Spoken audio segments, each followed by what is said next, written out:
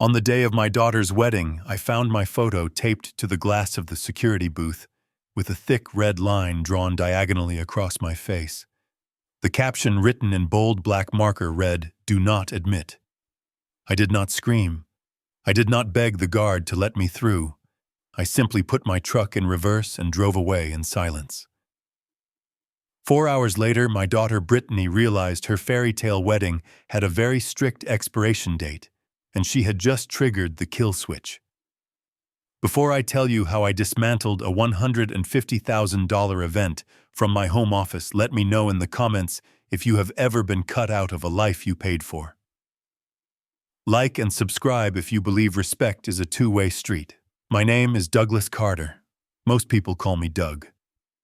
I am 68 years old, and for 40 years I worked as a structural engineer and independent contractor. I know concrete. I know steel. I know that if the foundation is rotten, the house will fall no matter how much fresh paint you slap on the walls. I just never realized the house I built with my own blood and sweat contained a rot so deep it would eventually lock me out of the front gate. It was a Tuesday afternoon in early October, the kind of day that feels crisp and expensive in upstate New York.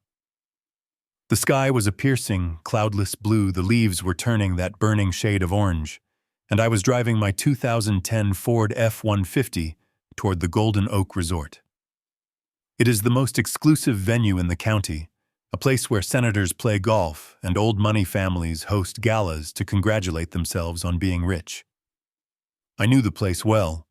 I had poured the foundation for the main clubhouse back in '92. I had supervised the reinforcement of the south wing 10 years later.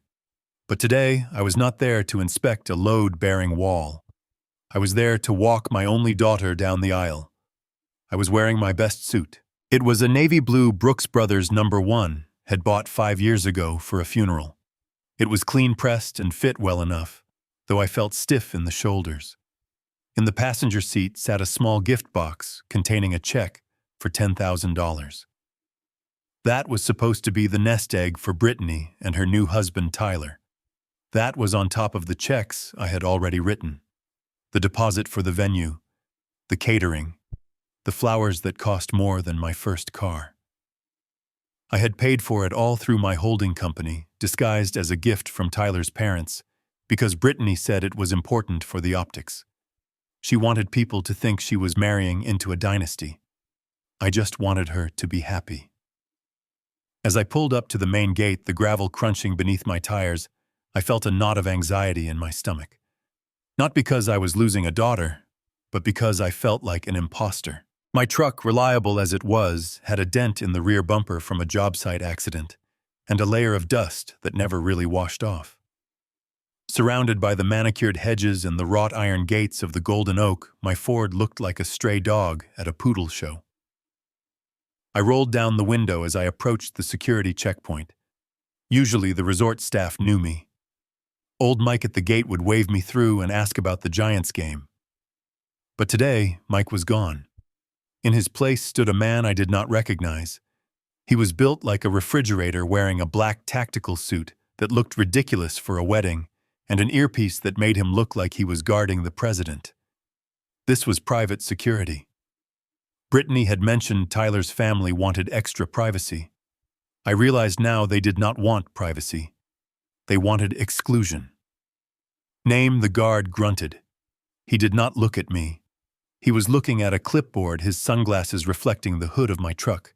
Douglas Carter, I said, smiling. I am the father of the bride. The guard stopped moving. He slowly lowered the clipboard and looked at me. Then he looked at something inside his booth. He did not check a list. He did not radio up to the main house. He just stared at me with a look of absolute boredom mixed with a hint of pity. Turn around, he said. I frowned, thinking I had misheard him over the hum of my engine. Excuse me. I said I am the father of the bride. Brittany Carter. The wedding starts in 45 minutes.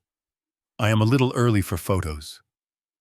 You are not on the list, sir, the guard said, his voice flat. And I have strict instructions. Private event.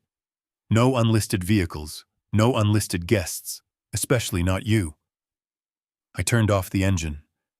The silence that followed was heavy. I could hear the wind rustling the expensive ornamental trees lining the driveway. There must be a mistake, I said, reaching for my phone. Let me call my daughter. Or Tyler. Or you can call the wedding planner Mrs. Sterling. She knows me. I signed the checks. The guard sighed, the sound of a man who was already tired of his shift. He stepped out of the booth. He was big, towering over the window of my truck. He walked around to the front of the glass booth and tapped a knuckle against the pane. Look, he said. I squinted. Taped to the inside of the glass facing outward was a piece of paper. It was a printout. A grainy, low-resolution photo of me taken from my Facebook profile picture. It was a photo of me on a fishing trip holding a bass, wearing my lucky flannel shirt and a baseball cap. But someone had taken a thick red marker and drawn a slash through my face. Below it, in bold capitalized letters, were the words, "Do not admit. Douglas Carter, persona non grata." My heart did not pound. My hands did not shake. In my line of work, when you see a catastrophic structural failure, you do not panic. You assess. You look at the cracks. You calculate the collapse radius. I stared at that picture. It was recent. Brittany had liked that photo on Facebook 2 weeks ago. Now it was a wanted poster at her wedding. Why, I asked. My voice sounded strange to my own ears. Calm, detached. The guard shrugged. He adjusted his earpiece. The groom's mother gave me the sheet, said to keep the riffraff out, said something about the aesthetic. She said they didn't want any blue-collar interruptions ruining the vibe. Her words, not mine, pal. Now turn this rust bucket around before I call the cops. You are blocking the entrance for the VIPs. I looked past him. A sleek black Mercedes was approaching the gate behind me. I could see the driver looking impatient. Blue-collar interruptions. The phrase hung in the air. I looked down at my hands on the steering wheel. They were calloused. There was a faint scar on my thumb from a table saw accident in '89. These hands had signed the check for the $30,000 floral arrangement that was currently sitting in the ballroom. These hands had signed the check for the vintage Rolls-Royce that Tyler was going to drive Brittany away in. These hands had paid for the college degree Brittany never used. I looked at the guard. I looked at the gate. I looked at the beautiful winding road that led up to the hotel where my daughter was preparing to marry a man who had never worked a day in his life. I understood then. This was not a mistake. This was a strategy. They wanted my money, but they did not want the man who earned it. I was the wallet, not the father. I was the infrastructure meant to be buried underground, invisible, supporting the beautiful structure above. I did not argue. I did not yell that I paid for the asphalt he was standing on. I did not tell him that without my insurance policy, this entire event was illegal. I simply nodded. Understood, I said. I started the engine. I shifted into reverse. I backed up carefully, maneuvering around the Mercedes. The driver of the luxury car honked at me, a sharp, aggressive blast. I did not look at him. I turned the truck around and drove away from the golden oak. I watched the gate disappear in my rearview mirror. I watched the golden leaves blur into a stream of color. The drive home was 45 minutes. For the first 10 minutes, I drove in absolute silence. I did not turn on the radio. I needed to hear the sound of the tires on the pavement. I needed to verify that the world was still turning, that physics still applied, because logically, my world should have ended back at that gate. My phone mounted on the dashboard lit up. I tapped the screen. It was a call to Brittany. It rang once, twice. Then it went to voicemail. Hi, you have reached Brittany. I am currently getting ready for the best day of my life, so I can't come to the phone. Leave a message, or better yet, see you at the altar. I hung up. I tried Tyler. Straight to voicemail. I tried Cynthia, Tyler's mother. The woman who had called me pal through her security guard. She picked up on the second ring. I could hear laughter in the background, clinking glasses. "Who is this?" she snapped. "It is Doug," I said. "Oh," her voice dropped an octave. "Listen, Doug. We discussed this. Brittany thinks it is better this way. You know how emotional you get. You would just cry and make a scene and embarrass everyone. We are doing you a favor. Besides, Tyler's father is going to walk her down the aisle. It looks better for the photos. He is wearing a tuxedo. You don't even own a tuxedo, do you?" I did not answer. "Just go home, Doug," she said, her voice dripping with that fake high society sweetness that barely covered the venom. "We will send you some pictures. And thanks for the flowers. They are divine." She hung up. I stared at the road ahead. The white lines flashed by in a hypnotic rhythm, emotional. She said I would get emotional. I felt my pulse. It was steady, 60 beats per minute. I was not emotional. I was analyzing the data. Data point 1. My daughter had replaced me with her father-in-law for the photos. Data point 2.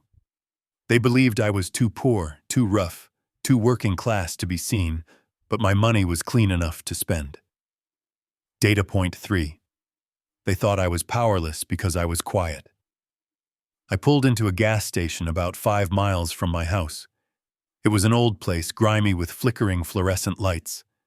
I parked the truck and sat there for a moment. I looked at the suit I was wearing. It felt like a costume. I took off the jacket and threw it into the back seat. I loosened my tie. I unbuttoned the top button of my shirt. I walked into the store. The bell chimed. The clerk, a young kid with headphones around his neck, nodded at me. I walked to the coffee counter. I poured a cup of black coffee. It was burnt, sitting on the burner too long. I didn't care. I needed the bitterness. I needed something real. I stood by the window, sipping the coffee, watching the cars go by on the highway. A family in a minivan pulled up. A dad hopped out to pump gas, while 2 kids in the back seat argued over a tablet. He looked tired. He looked worn out. But when he got back in the car, he handed them snacks, and they smiled. I realized I had been that dad. I had worked 18-hour days on dangerous sites, suspended on steel beams 40 stories up, breathing in dust and fumes, just so Brittany could have piano lessons, so she could go to the private school, so she could have the braces and the summer camps and the car when she turned 16. I had built a foundation for her so strong that she thought she could fly, but she forgot that gravity exists. I took another sip of coffee. I looked at my watch. It was 2:30 p.m. The ceremony was scheduled to start at 3. The reception would start at 4. The dinner service featuring the lobster tail and filet mignon I had approved 3 months ago would begin at 5:30. The timeline was clear. The critical path was established. I pulled my phone out of my pocket. I did not call Brittany again. I did not call Cynthia. I opened my contacts list and scrolled down. I was not looking for family. I was looking for vendors. In the construction business, you survive on your reputation and your relationships. If you pay on time, if you treat your subcontractors with respect, they will walk through fire for you. If you screw them over, they will bury you in paperwork and delays. I had been in this town for 40 years. I knew everyone. I found the number for Mike, the owner of Flashpoint Generators and Lighting. He was providing the power for the outdoor tent, the heating system, and the elaborate lighting rig that Brittany had demanded. I found the number for Sarah, the head of Gourmet Catering. She and I went way back. I had renovated her kitchen in 2005.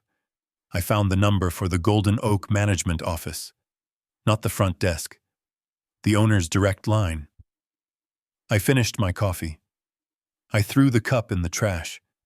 The satisfying thud of the cup hitting the bottom of the bin felt like a gavel coming down in a courtroom. I walked back to my truck. I climbed in. I did not turn the key yet. I sat there in the quiet of the cab and I looked at the dashboard clock.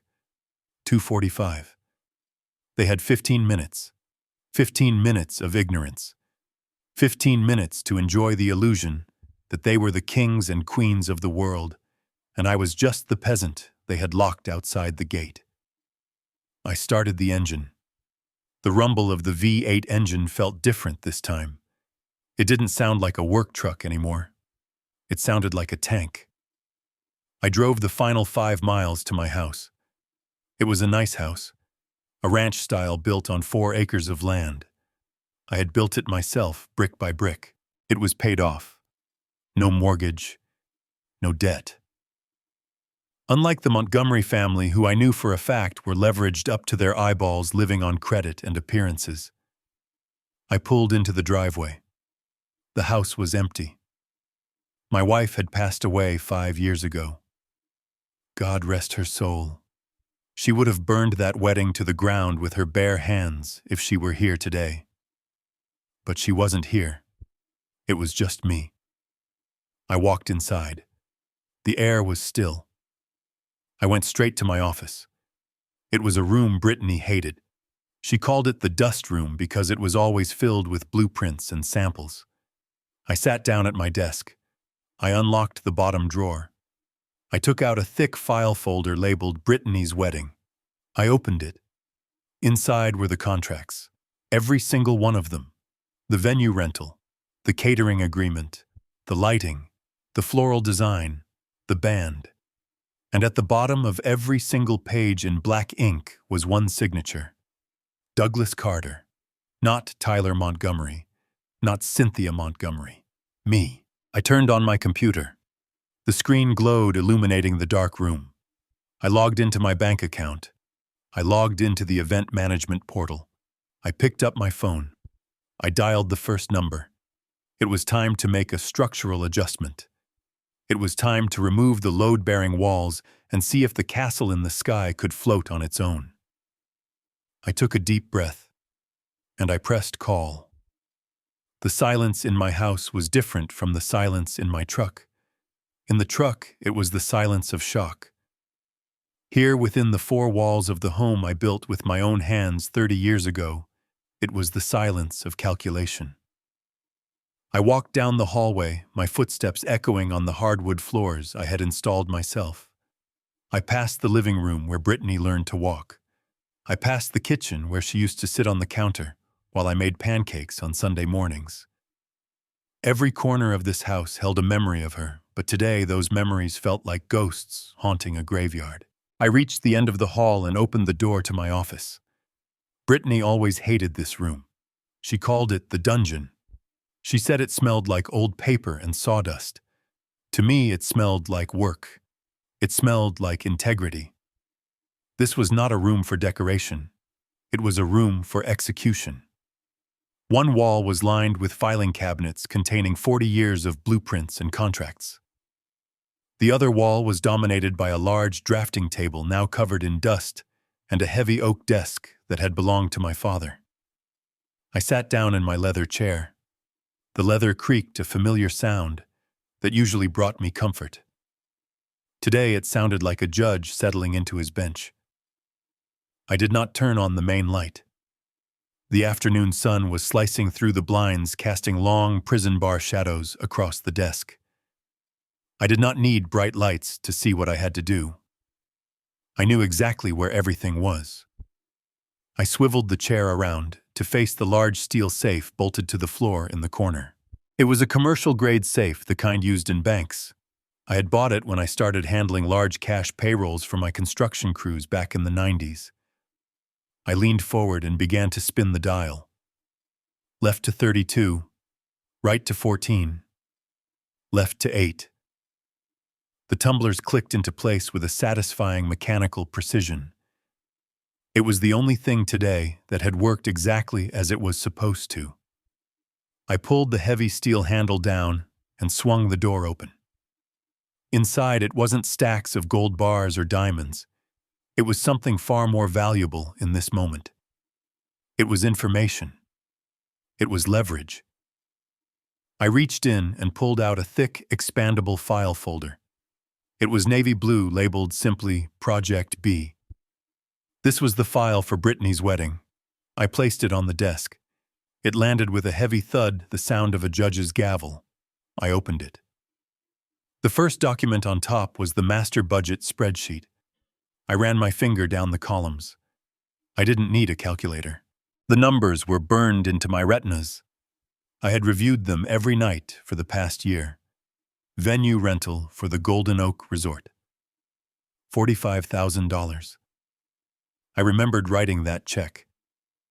Brittany had cried tears of joy. She hugged me and said I was the best dad in the world. She said the venue was perfect because it had a view of the mountains. Now I realized she didn't care about the view. She cared about the address. She cared that the Golden Oak was where the rich people got married, and she wanted to be one of them. I turned the page. Catering service by Gourmet Creations. $38,000. That included the lobster bisque, the filet mignon, and the open bar with top-shelf liquor. I remembered the tasting session. Tyler, my future son-in-law, had complained that the filet was a little dry. I had apologized to the chef and paid extra for the prime cut. Tyler had smirked and said, "Good call, Doug." He called me Doug. Never Mr. Carter. Never Dad. Just Doug, like I was his employee. I flipped past the floral arrangements, $20,000 for white roses and imported orchids. I flipped past the band, $12,000 for a 10-piece ensemble from the city. I flipped past the custom lighting, the designer linens, the calligraphy for the invitations. The grand total at the bottom of the page stared back at me. $152,480. That was the price of my exclusion. I had paid over $150,000 to be banned from the premises. I had paid for the food they were eating right now.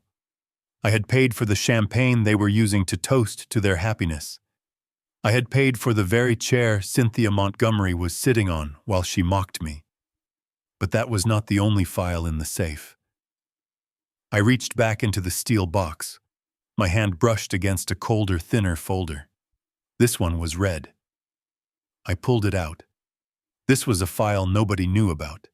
Not Brittany, not Tyler, and certainly not his arrogant parents, Richard and Cynthia Montgomery. I placed the red folder next to the blue one. The contrast was striking. The blue folder was the fantasy. The red folder was the reality. 6 months ago, when Tyler first proposed, I did what any responsible father and business owner would do. I ran a background check. Not because I was paranoid, but because in my line of work, you don't sign a contract without knowing who you are dealing with. Tyler and his family talked a big game. They drove leased BMWs. They wore Rolex watches. They belonged to the country club. They acted like they owned half the state. But when the report came back, I sat in this very chair and laughed until my sides hurt. I opened the red folder. The first document was a credit report for Richard and Cynthia Montgomery. Their credit score was below 500. They were drowning. I picked up a document titled Notice of Default. 3 years ago, the Montgomerys had stopped paying the mortgage on their McMansion in the suburbs. The bank had initiated foreclosure proceedings twice. Both times they had managed to stall with emergency loans, borrowing from Peter to pay Paul. I turned the page to the car loans. Both of their luxury cars were 3 months behind on payments. They were driving repossession targets. But the most damning document was the one at the bottom. It was a promissory note assignment. 4 months ago, the private equity firm holding the Montgomerys' distressed mortgage debt had put it up for sale in a bundle of bad assets. They wanted to liquidate it. They considered it toxic waste. They were selling the debt for 60 cents on the dollar. I saw the opportunity. I didn't do it to hurt them. God help me, at the time I did it to save them. I knew that if they lost their house right before the wedding, it would destroy Brittany. She would be humiliated. So using a shell company I use for real estate acquisitions named DC Holdings, LLC, I bought the debt. I bought their mortgage. I bought their overdue business loans. I effectively bought the Montgomery family. I held the document in my hand. It was a simple piece of paper, but it carried the weight of a guillotine blade. Technically, I was their landlord. I was their creditor. I was the bank. For 4 months, I had sat on this information. I never said a word. I let them strut around bragging about their investments and their heritage. I let Cynthia make snide comments about my truck. I let Richard talk down to me about the economy, lecturing me on fiscal responsibility while he was secretly insolvent. I took it all. I absorbed their insults like a sponge because I thought we were going to be family. I thought that on the wedding day I would give this folder to Brittany as a gift. I was going to forgive the debt. I was going to hand them a fresh start. I looked at the picture of me on the security booth in my mind. The red line across my face. They didn't want a fresh start. They wanted a scapegoat. They wanted my money, but they despised the source of it. They looked at my calloused hands and saw dirt, not dignity. I reached for a pen. It was a heavy silver fountain pen that I used for signing major contracts. I uncapped it. The nib glinted in the sunlight. I pulled a fresh sheet of legal pad paper toward me. I wasn't writing a speech. I was writing a to-do list. Item 1.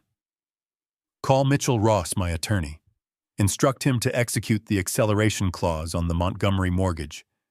The clause stated that if the borrower missed 3 consecutive payments, the lender could demand the full balance immediately.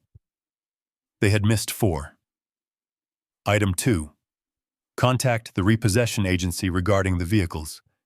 I didn't own the car notes personally, but I knew the banker who did. A simple phone call from me, a tip-off about the location of the vehicles, would speed up the process. Item 3. The wedding. I looked back at the blue folder. The contract for the venue had a very specific clause on page 12, section 4, paragraph B. It was titled the Good Conduct and Authorized Personnel Clause. It stated that the primary signer of the contract, meaning me, had to be present on the property for the duration of the event to authorize any overtime charges or liability issues. It also stated that if the primary signer was barred from entry by any party associated with the event, the contract was null and void, and the event could be terminated immediately for breach of safety protocols. I knew this clause because I wrote it. I always added it to events I sponsored. It was my way of ensuring I never got stuck with a bill I didn't approve.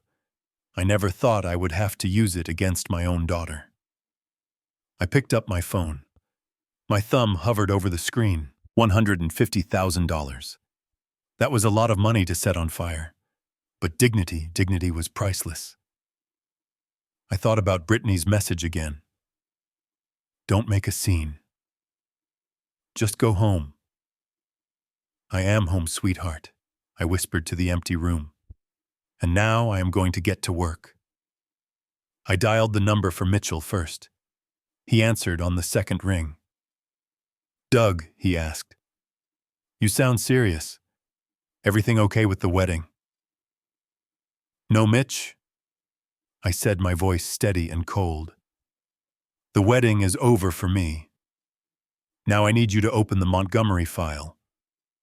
Which one, he asked. The purchase agreement, no, I said. The enforcement file.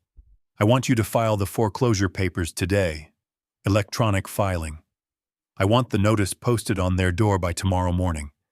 And Mitch, send a courier to the Golden Oak Resort. Address it to Mrs. Cynthia Montgomery. Serve her the papers during the reception. There was a long silence on the other end. Then I heard the sound of Mitchell typing furiously on his keyboard. You are a cold son of a bitch, Doug Mitchell said, but I could hear the smile in his voice. I will have it done in an hour. I hung up. I looked at the clock. 2:55. The ceremony was about to start. The orchestra would be playing Canon in D. Brittany would be walking down the aisle, holding onto the arm of a man who was technically bankrupt, walking toward a future built on lies. I wasn't done yet. I picked up the phone again. This time I dialed the number for the venue manager. It was time to turn off the lights. My computer screen hummed a low and steady sound that usually signaled the start of a workday. But today, the white glow of the monitor felt harsh, like a spotlight in an interrogation room. I had the contracts on my desk, the physical proof of my financial commitment, but I knew that in the digital age, the real truth is often hidden in the metadata. It is hidden in the emails sent at 2 in the morning, in the casual replies typed out on smartphones, in the digital footprints people leave behind when they think no one is watching. I opened the event management portal. It was a shared system I had set up for the wedding. As the primary financier, I had administrator access, a fact that Brittany and her mother seemed to have conveniently forgotten. They treated me like an ATM, unaware that the ATM also had a surveillance camera. I clicked on the Communications tab. This folder contained every message exchanged between the vendors, the planner, and the bride. There were hundreds of emails, discussions about napkin colors that lasted for weeks, arguments about the playlist, demands for vegan options for guests who I knew for a fact ate steak every weekend. It was a digital monument to excess and vanity. But I wasn't interested in the napkin colors. I was looking for something specific. I was looking for the conversation that happened after the security team was hired. I filtered the inbox by date. Today. Yesterday. 2 days ago. And there it was. A thread with the subject line Security Protocol and Guest List Finalization. It was marked with a high-priority red flag. My hand hovered over the mouse. My finger trembled slightly, not from age, but from the adrenaline of a man about to confirm his worst suspicions. I clicked open. The email chain started 3 days ago. It began with a message from Mrs. Sterling, the head wedding planner. I had known Mrs. Sterling for years. She was a professional, a woman who ran events with the precision of a military operation. I respected her, and reading her email, I realized she had tried to save me. The email from Mrs. Sterling read, "Dear Brittany, I have received the updated guest list from your future mother-in-law, Mrs. Montgomery. I noticed that your father, Mr. Douglas Carter, has been removed from the list and placed on the Do Not Admit registry. I must clarify a critical point. Mr. Carter is the primary signatory on all vendor contracts, including the venue liability insurance. His presence is legally required to authorize any on-site contingencies.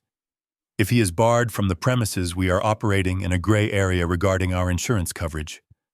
Please confirm if you want to proceed with this exclusion, and if so, we need to transfer the contract responsibilities to another party immediately." I leaned back in my chair. Mrs. Sterling was a good woman. She had waved the red flag. She had practically screamed that there was a cliff ahead. She gave them a chance to fix it. She gave them a chance to transfer the contracts, to put the debt in their own names. If they had done that, if Tyler or his father had signed their names on the dotted line 3 days ago, I would be powerless right now. I would just be a sad old man sitting at home. But arrogance is a blinding light. It hides the cliff edge until you are already falling. I scrolled down to read Brittany's reply. It was sent from her iPhone 20 minutes later. I could almost see her tapping it out with her manicured thumbs, probably while getting a facial or drinking a mimosa with her bridesmaids. Brittany wrote, "Oh my God, Mrs. Sterling, stop worrying so much. You are such a buzzkill. Listen to me clearly. My father is just the signer. That is his only role. He writes the checks, but he has zero say in how the day goes. He is basically just a wallet with legs. Tyler's family is handling the real management. Do not change the contracts. It is too much paperwork, and Tyler is busy.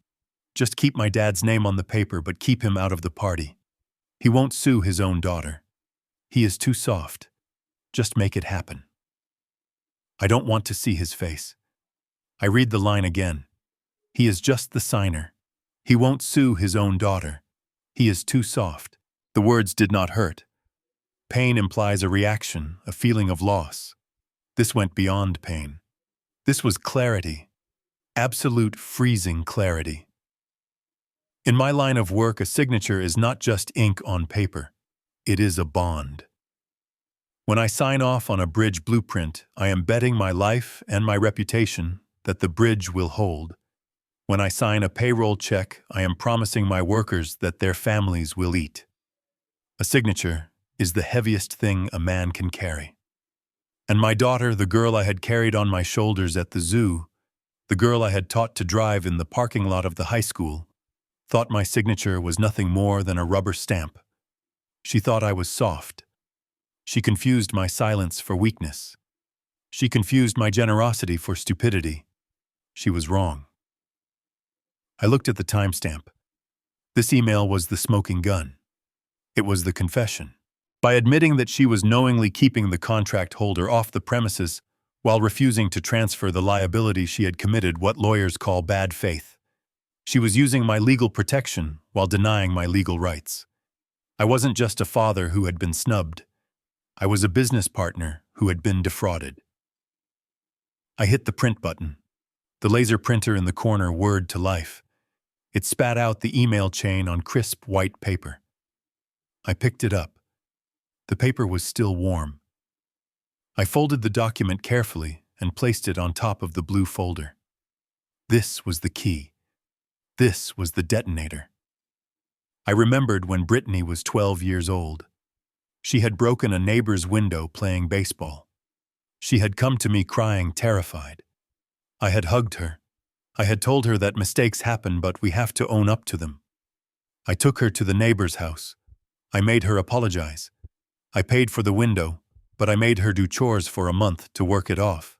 I thought I was teaching her accountability. Somewhere along the way, between the private schools and the fancy college and meeting Tyler Montgomery, she had unlearned that lesson. She had learned that if you cry loud enough, or if you act important enough, someone else will pay for the window. Well, Brittany, I thought, staring at her name on the paper. Today nobody is paying for the window. Today the glass shatters and you are standing barefoot in the shards. I looked at the screen again. Mrs. Sterling had sent one final reply, a short, terse message. Understood, Brittany. Proceeding as directed. However, I will keep this email on file for liability purposes. Mrs. Sterling knew. She knew this was a disaster waiting to happen, and she had covered her own back. She was smart. I closed the email tab. I didn't need to see anymore. I didn't need to read the messages where she mocked my suit, or the messages where she laughed about how cheap the nursing home would be when they eventually put me there. I had enough. I picked up my phone. The screen was dark. I unlocked it. The plan in my head shifted. It wasn't just about cutting the power or stopping the food anymore. That was petty. That was revenge. This was about liability. This was about protecting myself. If a fire started at that wedding, if a fight broke out, if someone got food poisoning, I would be the one sued. I would be the one losing my retirement savings because my name was on the insurance. I couldn't let that happen. I had to terminate my exposure.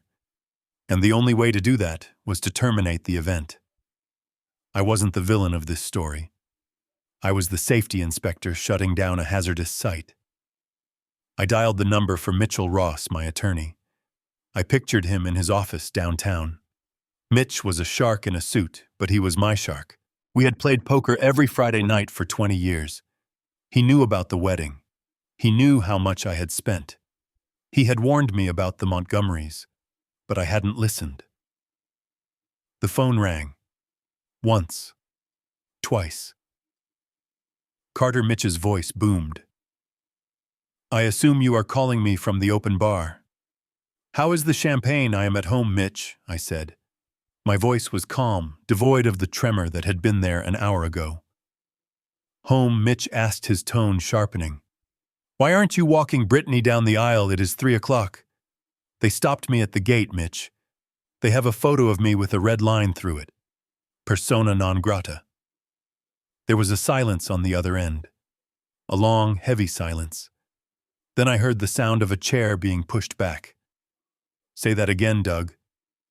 They banned me, I repeated. But they kept my contracts. They kept my insurance. They kept my money. And I have an email from Brittany confirming that she views me as, quote, just a wallet with legs, unquote. She refused to transfer the liability. I heard Mitch exhale a low whistle of disbelief. That is fraud, Doug. That is theft of services. That is, Jesus, that is your daughter. She made her choice, Mitch. Now I am making mine. I want you to execute the nuclear option. I want you to draft a cease and desist for the use of my intellectual property and financial assets. And I want you to prepare the foreclosure notice on the Montgomery house. I am already opening the file, Mitch said, the click of his keyboard rapid and aggressive. What about the vendors? I am handling them now, I said. I am calling in every favor. I am pulling the plug. Do it, Mitch said. And Doug, yeah, bury them. I hung up. I looked at the list of numbers on my notepad. The first name was Mike from the generator company. Mike, who had borrowed $5,000 from me 10 years ago to start his business. Mike, who was a man of honor. I dialed his number. It was time to bring the darkness. I placed the phone on the desk and put it on speaker. I needed my hands free. I needed to be able to pull files and reference clauses as I spoke. I was not calling a friend to cry on his shoulder. I was calling a weapon to point it at a target. Mitchell Ross was the best contract lawyer in the state, and for 30 years he had been the shark swimming in the moat around my business empire. He was the reason I never lost a lawsuit. He was the reason my subcontractors always got paid on time and why my clients never stiffed me on a bill. The phone rang with a low rhythmic purr. I stared at the wood grain of my desk, my mind clearing of all the emotional debris that had clouded it for the last 4 hours. When you are standing in the wreckage of a collapsed building, you do not weep for the broken glass. You call in the bulldozers to clear the site. Mitchell answered on the third ring. There was no casual greeting. No hello, how are you? Mitchell had caller ID, and he knew that when Douglas Carter called on a Saturday afternoon, it was never for small talk. Talk to me, Doug, Mitchell said. His voice was gravelly, the voice of a man who smoked too many cigars and won too many arguments. I need you to open a new case file, Mitch, I said, my voice flat and controlled. The defendant is the wedding of Brittany Carter and Tyler Montgomery. I heard the sound of a heavy leather chair shifting on the other end. I could imagine Mitchell sitting up straighter in his high-rise office downtown. He had been waiting for this. He had never trusted Tyler. He had told me once over a game of poker that the boy had eyes like a coyote looking for a wounded deer. I am listening, Mitchell said. What is the cause of action, breach of contract, I said. Material and fundamental. I am currently in possession of written communication from the bride stating that the primary financier and contract holder, that is me, is barred from the premises of the Golden Oak Resort. However, they are continuing to utilize the services, goods, and insurance coverage paid for and guaranteed by my signature. That is theft of services, Mitchell said immediately. His legal mind was already spinning up the gears. If they are denying you access to the property, they are severing the consideration of the contract. You paid for the event with the understanding that you were the host. If you are not the host, the contract is voidable. Exactly, I said. But I want to go further than voidable. I want immediate termination. I want you to draft a cease and desist order for the unauthorized use of my liability insurance. Without my presence, that policy is effectively a blank check for negligence. If someone trips and breaks a neck on the dance floor right now, I am on the hook. I want that liability severed. Now. I can have the papers drafted in 20 minutes, Mitchell said. I will have a courier run them over. But Doug, you know that stopping the insurance won't physically stop the party. It just exposes them to risk. If you want to shut it down, really shut it down, you need leverage that hurts them right this second. I have that too, I said. I reached for the red folder. Open the file on DC Holdings LLC. Look at the acquisition I made 4 months ago. The distressed asset bundle from Liberty Mutual. I heard the rapid clicking of a keyboard. Mitchell was fast. He was pulling up the records from the secure server. Silence hung in the air for 10 seconds, heavy and pregnant with anticipation. Then I heard a low whistle.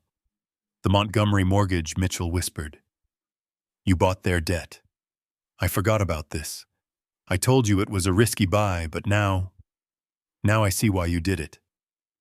"They are in default, Mitch," I said. "They have missed 4 consecutive payments. The terms of the note allow for an acceleration clause." "I know the clause," Mitchell said, his voice dropping into a tone of professional admiration. "It means that upon default, the lender has the right to demand the entire remaining balance of the loan immediately. Not just the missed payments. The whole house." $580,000, I said. "That is the principal, plus interest, plus penalties." And since they are already insolvent, Mitchell added, connecting the dots, they can't pay it, which means you can initiate foreclosure proceedings immediately. I want you to file the notice of default with the county clerk electronically. Today. Right now. And I want a copy of that notice served to Cynthia Montgomery at the reception. "This is nuclear," Doug Mitchell said. "You are not just ruining a party. You are taking their home. You are putting them on the street. This is the parents of your grandchild we are talking about." "I don't have grandchildren, Mitch," I said coldly. "And I don't have a daughter. Not today. Today I am just a creditor. And they are bad debtors." I looked at the picture of me on the security booth in my mind again. The red slash. The humiliation. "Do you know what they did, Mitch?" asked, my voice lowering. "They put my picture on the gate. Like I was a criminal. Like I was a stalker. They took the money I earned pouring concrete in the freezing rain and used it to buy champagne to toast my exclusion. They want the lifestyle, Mitch, but they don't want the man who built it." "Say no more," Mitchell said. The playfulness was gone from his voice. It was replaced by the steel of a litigator going for the throat. "I am filing the papers now. I am invoking the acceleration clause.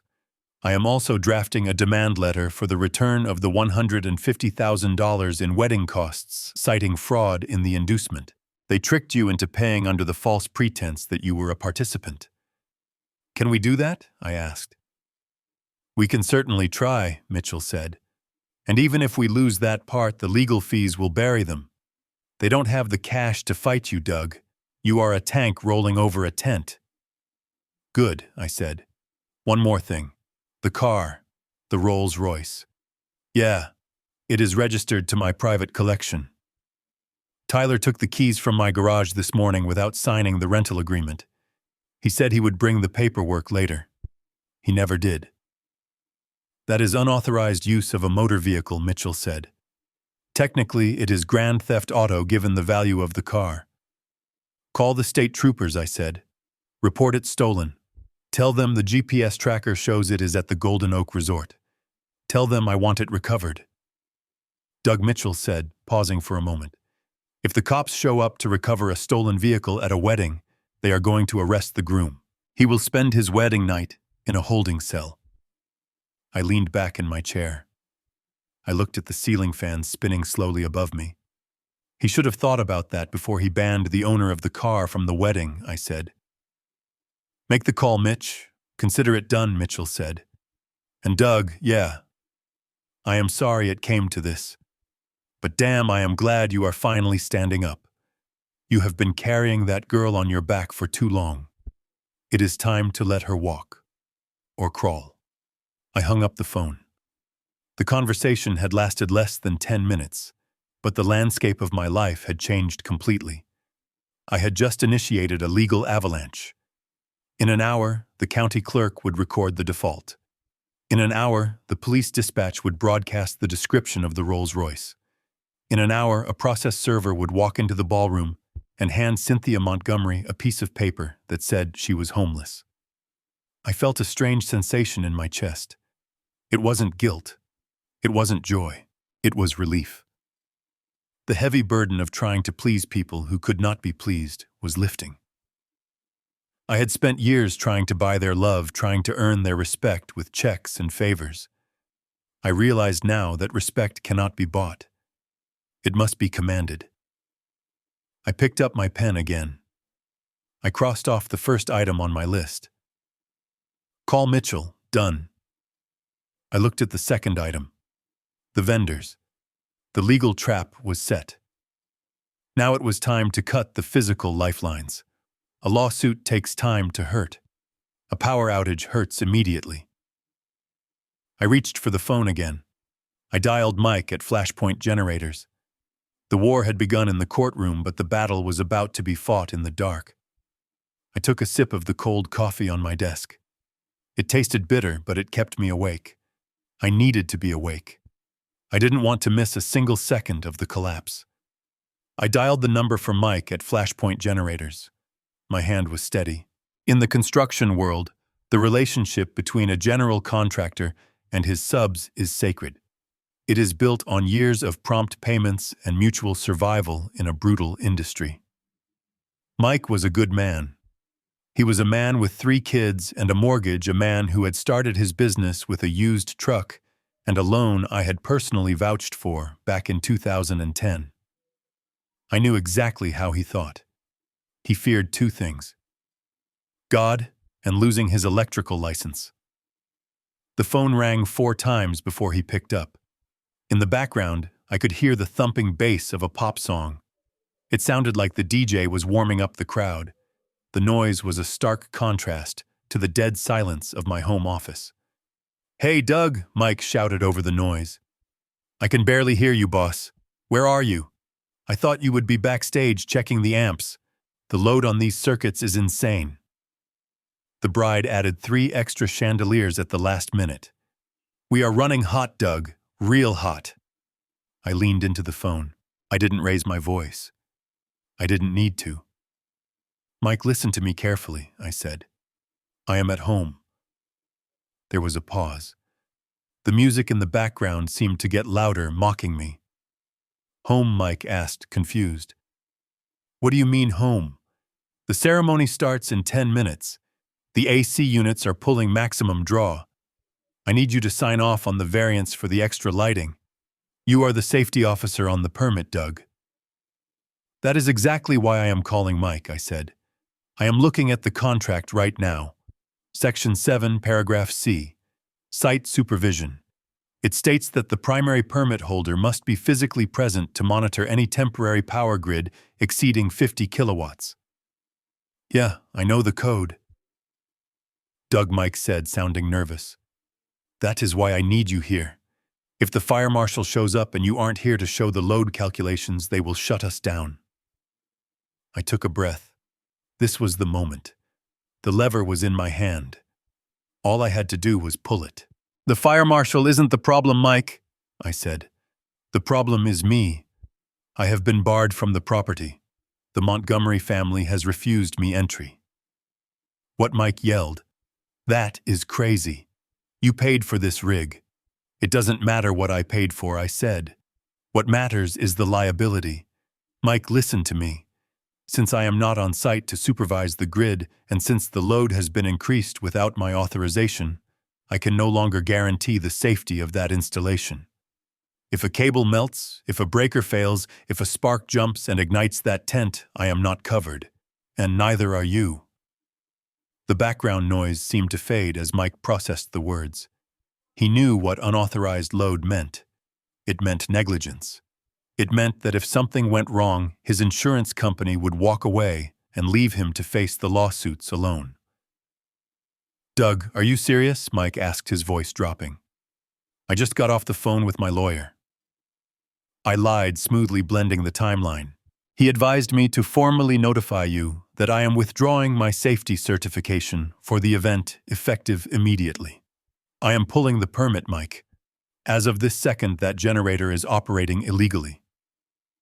The line went quiet. I could hear Mike breathing hard. He was caught between a rock and a hard place. On one side, an angry bride. On the other side, financial ruin. "I can't just cut the power," Doug, Mike stammered. "They have food in the warmers. The band is sound checking. The bride is in the makeup chair. If I kill the juice, they will skin me alive." Let them scream, Mike, I said. Screaming doesn't cost you anything. But if that generator overloads and hurts someone, you lose your license. You lose your truck. You lose the business. Is this wedding worth your livelihood? I let the question hang there. I knew the answer. Mike was a survivor. He wasn't going to risk his children's future for a party he wasn't even invited to. I don't know, Doug Mike said. Can't we just wait until the ceremony is over? No, I said firmly. The risk is immediate. You said it yourself. They are running hot, unsupervised. If you don't shut it down, I will have to call the county inspector and report a code violation myself. Don't make me do that, Mike. It was a bluff, mostly. The inspector wouldn't get there for hours. But Mike didn't know that. He just knew that Douglas Carter never made idle threats. Okay, Mike said. The word came out like a sigh of defeat. Okay, Doug. I get it. You are protecting the license. I am protecting us both, Mike, I said. Pull the main breaker. Do it now. I heard the sound of footsteps crunching on gravel. I closed my eyes and imagined the scene. The massive diesel generator, a yellow beast the size of a small car, sitting behind the catering tent. The thick black cables snaking out like veins pumping life into the party. I am at the panel, Mike said. His voice was shaking slightly. Do it, I said. There was a clunk, a heavy mechanical sound of a commercial breaker being thrown. Then through the phone the world changed. The thumping bass music cut out instantly. It didn't fade. It just died. I heard a collective gasp. It was a sound I had never heard before. The sound of 300 people realizing that the magic had just been turned off. Then came the screams. Not screams of terror, but screams of outrage. What happened? I heard a woman yell. My hairdryer, someone else shrieked. Mike came back on the line. It is done, Doug. The grid is cold. Everything is off. The lights, the AC, the sound system, the kitchen warmers. It is dead silence out here. Good man, I said. Now pack up your gear. But Doug, Mike said, sounding terrified. They are coming out of the tent. I can see the groom's father running over here. He looks like he is going to have a heart attack. What do I tell them? Tell them the truth, I said. Tell them the permit holder withdrew authorization due to safety concerns. Tell them to call Douglas Carter if they have a problem. I am getting out of here, Mike said. I am decoupling the cables now. I will be off-site in 10 minutes. Send me the invoice for the cancellation fee, I said. I will pay you full price for the day, Mike. You did the right thing. I hung up the phone.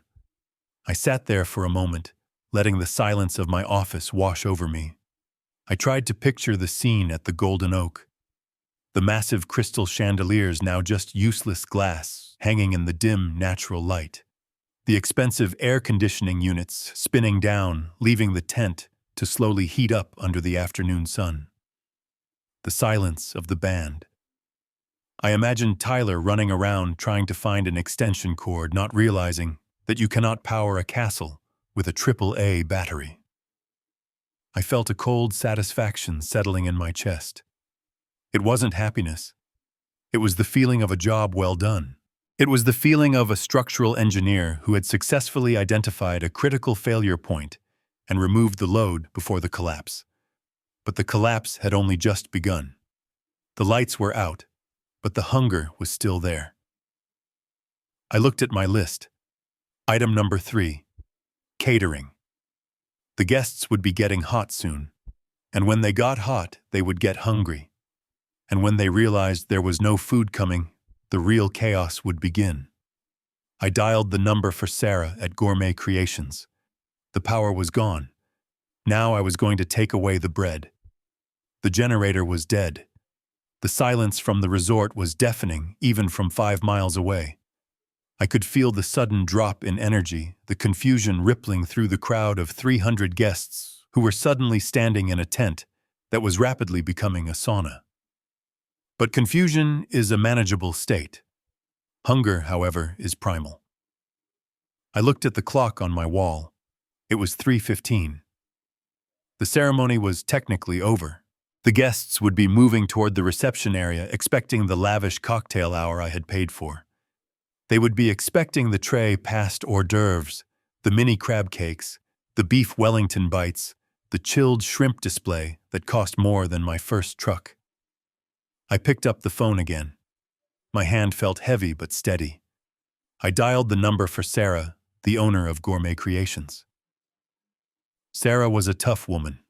She had to be. In the catering business, you are dealing with bridezillas, drunk uncles, and razor-thin margins every single day. We had a mutual respect. I had renovated her industrial kitchen a few years back, and she had paid me in cash and excellent lasagna. She was honest.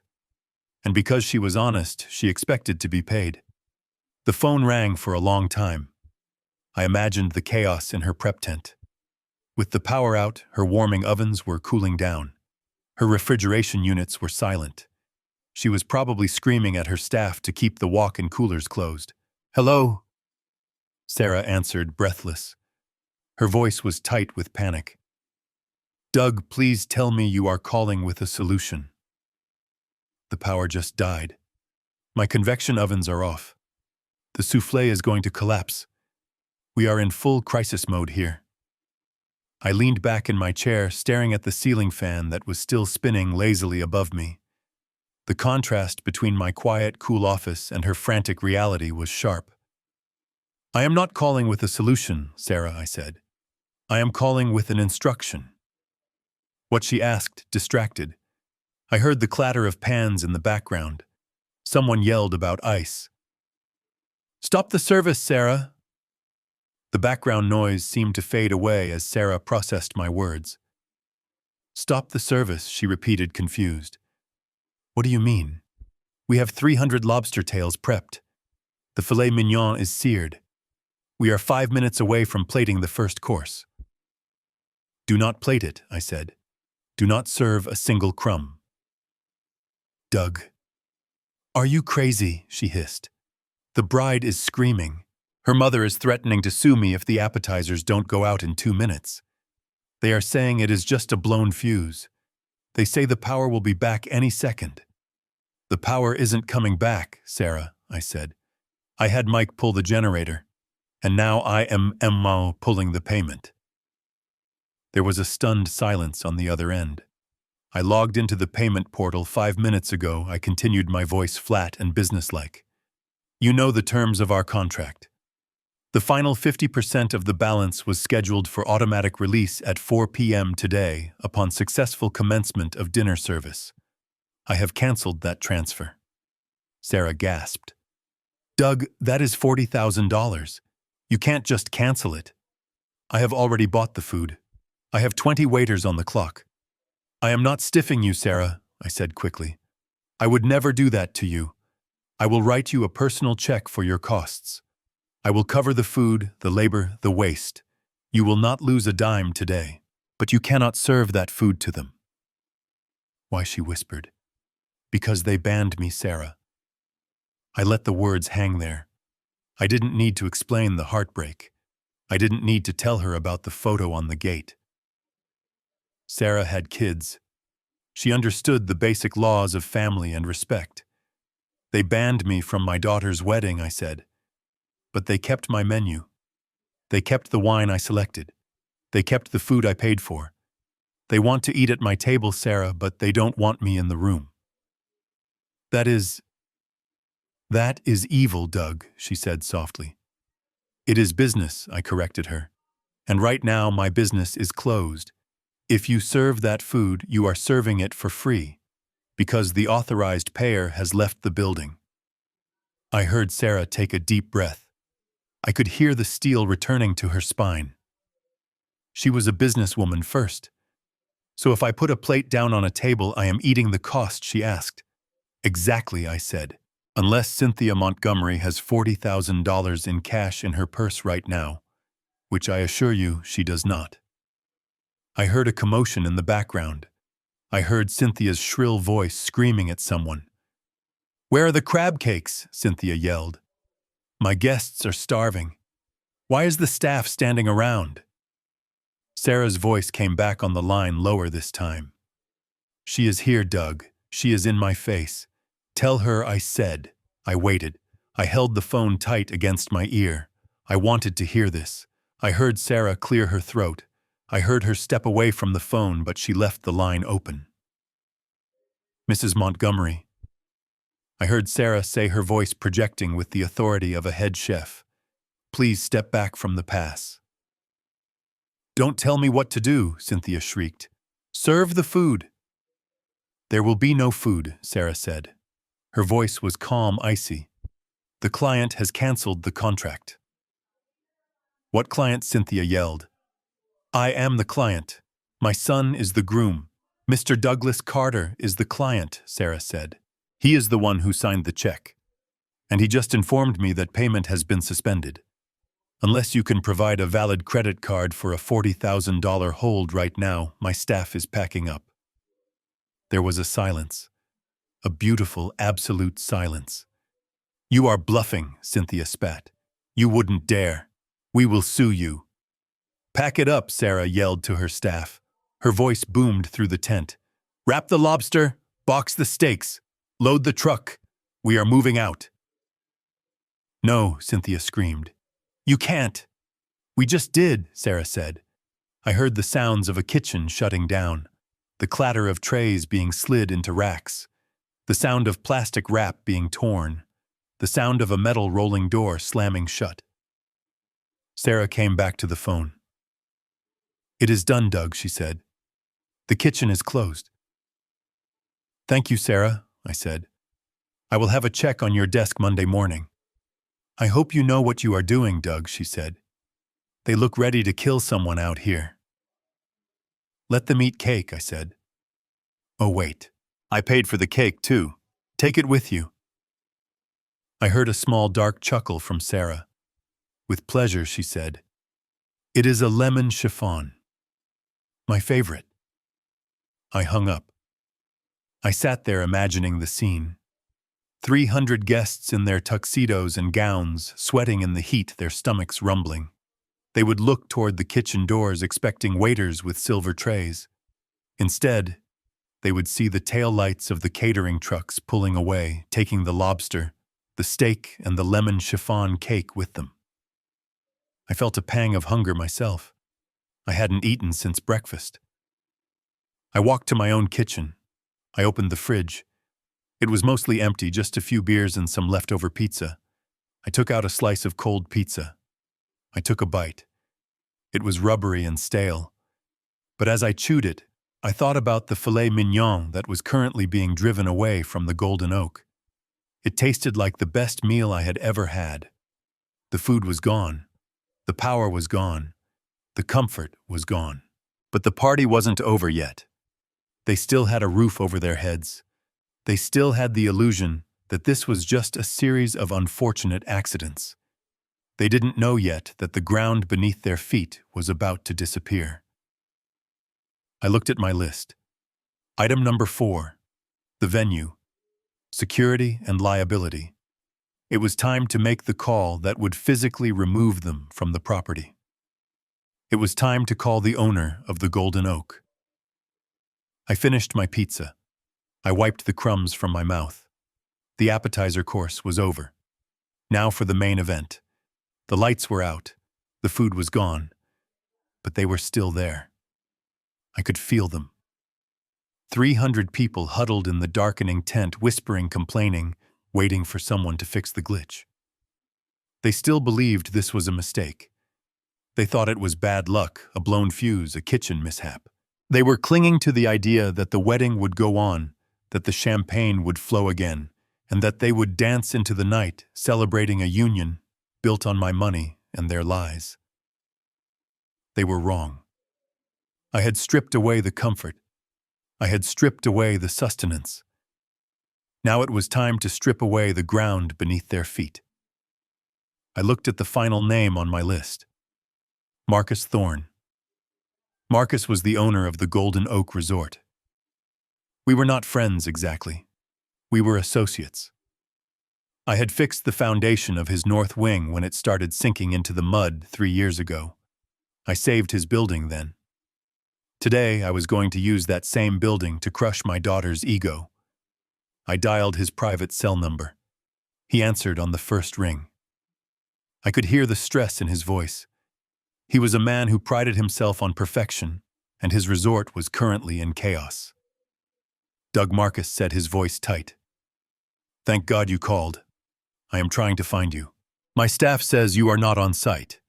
We have a total blackout here. The generator guy just packed up and left. The caterers are driving away."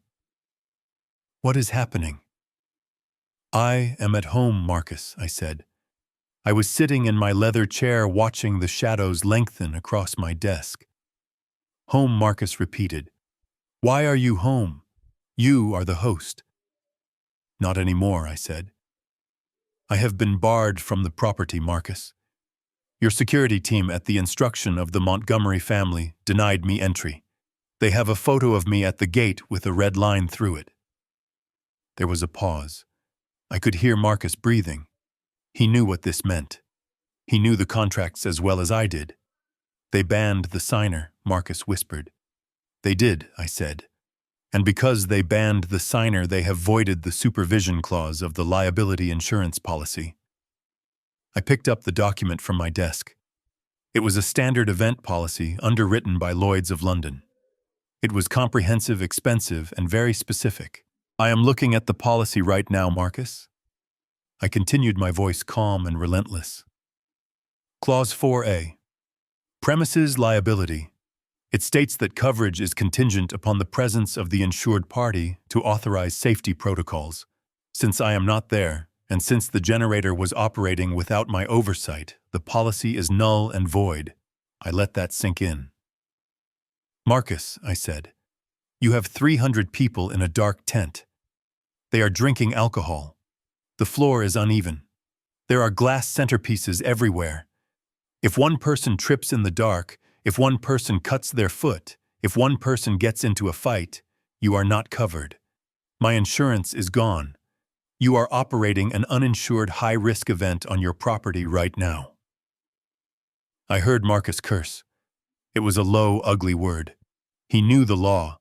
He knew that one lawsuit from a drunk guest could bankrupt his resort if he didn't have coverage. "I am formally notifying you," I said, driving the nail into the coffin. "I have canceled the binder. As of 5 minutes ago, that wedding is an unauthorized gathering on private property. If you let them stay, you are accepting 100% of the liability." "You are putting a gun to my head," Doug Marcus said. "No," I said. "I am taking the bullets out of mine. I am not going to lose my retirement because Tyler Montgomery wants to play rich kid in the dark." "What do you want me to do?" Marcus asked. "You know what to do," I said. "Evict them." "Evict them," Marcus repeated. "Doug, it is a wedding. The bride is crying in the lobby. The groom is threatening to sue my staff." "Let him sue," I said. "He has no money. But if you let them stay and someone gets hurt, I will testify that I warned you. I will testify that you knowingly allowed an uninsured event to continue." Marcus was silent for a long moment. I could hear the calculations running through his head. He was a businessman. He weighed the tears of a bride against the survival of his business. The business always wins. "Okay," Marcus said. His voice was cold now. "Professional. I am shutting it down." "And Marcus," I added. "What?" "That security guard at the gate? The one with the tactical vest? The one who told me I was riffraff?" "Yeah, I know him." "Send him to do it," I said. "Tell him to go into that tent and tell the Montgomery family that they have 30 minutes to vacate the premises. Tell him to tell them that the party is over because the check bounced." I heard a dry chuckle from Marcus. "You are a cruel man, Doug. I learned from the best," I said. I hung up the phone. The final wall had fallen. The fortress was breached. I sat back and closed my eyes. I could see it. I could see Marcus walking into the security office. I could see him barking orders. I could see that arrogant guard, the one who had sneered at my truck, now having to walk into the VIP tent. I imagined the scene. The guard clearing his throat. The guests looking up from their phones. their faces illuminated by the pale glow of screens in the darkness. "Ladies and gentlemen," the guard would say, "this event has been cancelled due to lack of insurance. The owner has ordered an immediate evacuation of the property. You have 30 minutes to leave or the police will be called for trespassing." I imagined Brittany's face. I imagined Cynthia's face. They had wanted a private event. They had wanted exclusivity.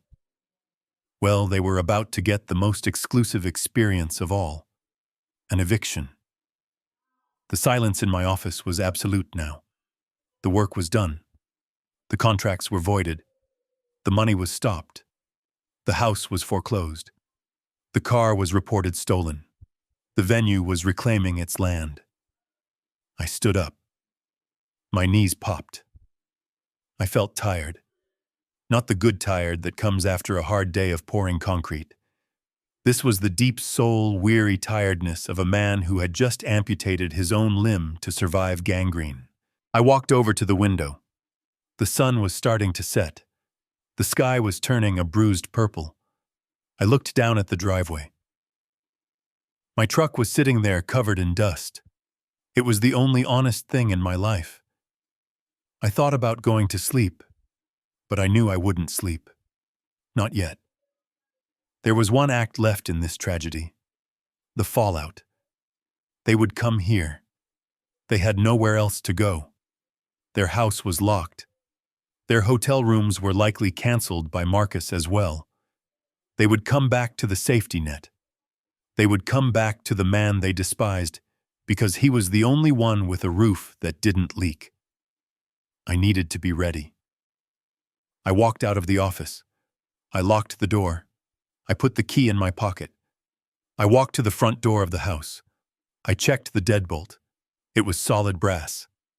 I had installed it myself. I walked to the security panel on the wall. I punched in the code. The system beeped. Armed. I was not letting them in. Not tonight. Not ever again. I went to the kitchen. I opened a beer.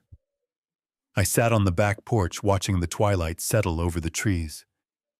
I waited for the headlights. I waited for the screaming. I waited for the final realization that the bank of Dad was closed for business. I took a sip of beer. It was cold.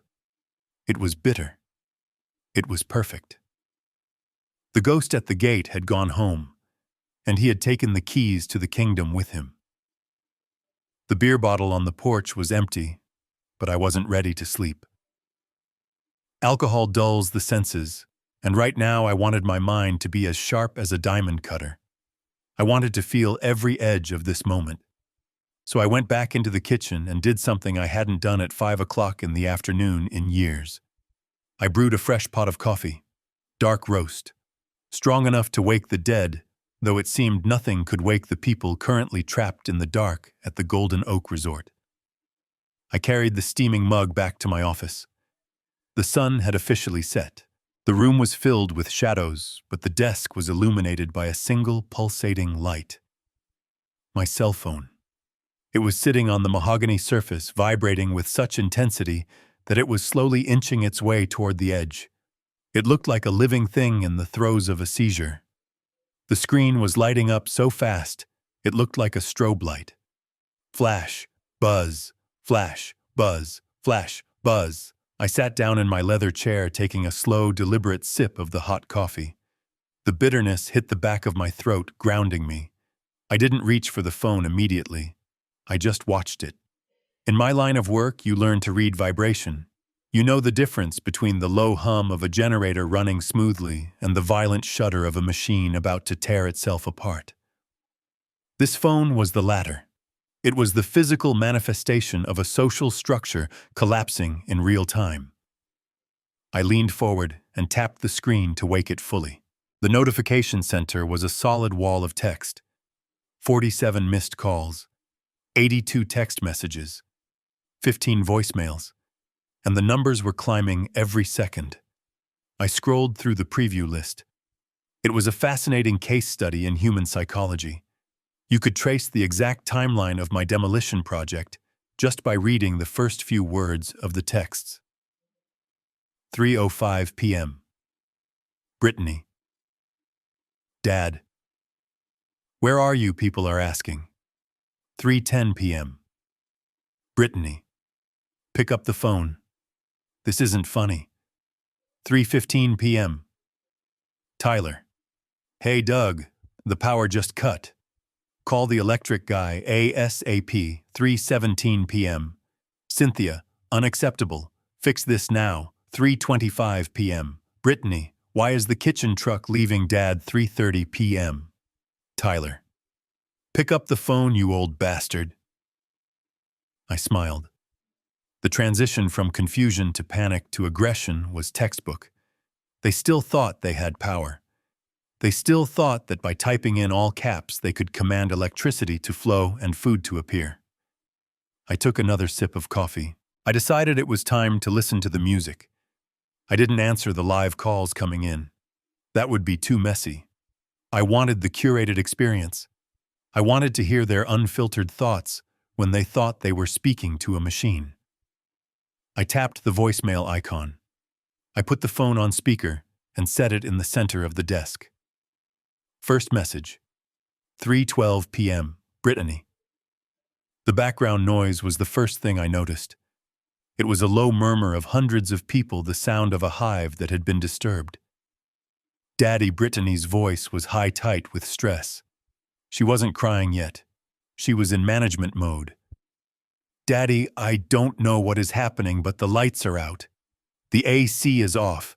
It is getting really hot in here, and my makeup is starting to run. The coordinator says the generator is gone. How can the generator be gone? You need to come back here and fix this. Tyler is freaking out. Just get here. Okay. Bye. I deleted the message. It was too soft.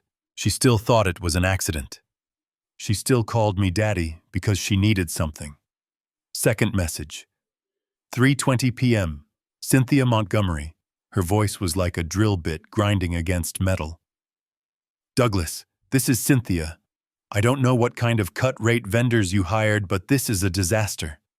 It is a sauna in this tent. The guests are sweating, and now the caterers are refusing to serve. They are packing up the lobster. Douglas, do you hear me? The lobster.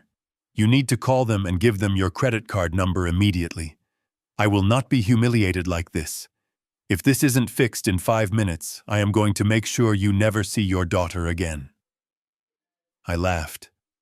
A dry, rasping sound in the empty room. She was threatening to take away something she had already stolen. She was trying to evict a man who had already left the building. Delete. Third message. 3:35 p.m. Tyler.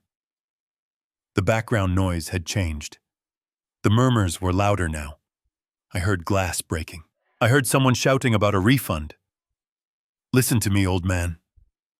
Tyler sounded breathless. He was probably running around in the dark, sweating in his rental tuxedo. I know you did this. The generator guy said you pulled the permit. Are you insane? Do you have dementia? You are ruining the most important day of my life. My dad is going to sue you for everything you have. Turn the power back on. Turn it back on, or I swear to God I will come over there and...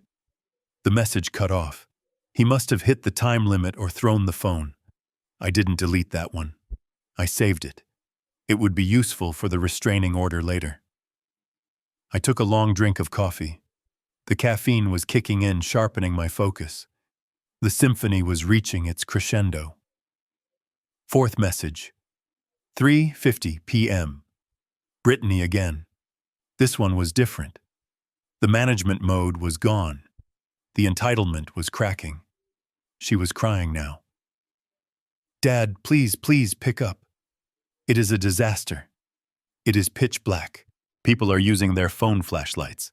It looks like a horror movie. Mom Montgomery is screaming at the waiters, but they just drove away. They took the cake, Dad. They took the cake. Why are you doing this? I know you are mad about the gate thing, but isn't this too much? It was just a picture. We just wanted it to be perfect. Please, Dad. I am scared. Tyler is yelling at everyone. Please come save me. I stared at the phone. My hand hovered over the device. Please come save me. That was the hook. That was the line she had used her entire life. When she failed math, Daddy save me. When she crashed her car, Daddy save me. When she overspent her credit card, Daddy save me.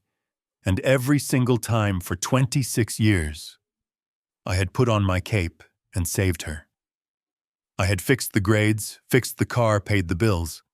I had taught her that actions didn't have consequences because her father was the safety net.